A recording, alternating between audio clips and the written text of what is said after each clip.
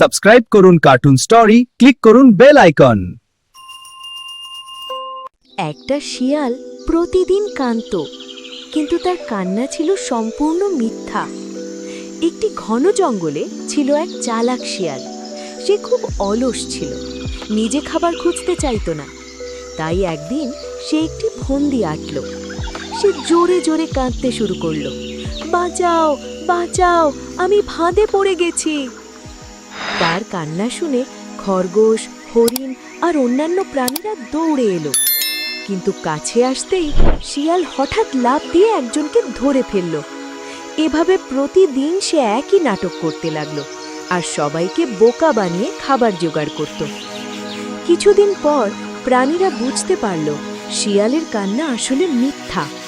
তারা একে অপরকে সতর্ক করে দিল, ওর কথায় আর কেউ বিশ্বাস করো না। একদিন সত্যি শিয়াল একটা শিকারীর ফাঁদে পড়ে গেল। সে চিৎকার করে কাঁদতে লাগলো, বাঁচাও, এবার সত্যি আমাকে বাঁচাও। কিন্তু কেউ আর এলো না।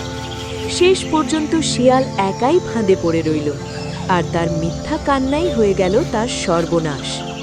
নীতি কথা: বারবার মিথ্যা বললে একদিন সত্য কথাও কেউ বিশ্বাস করে না।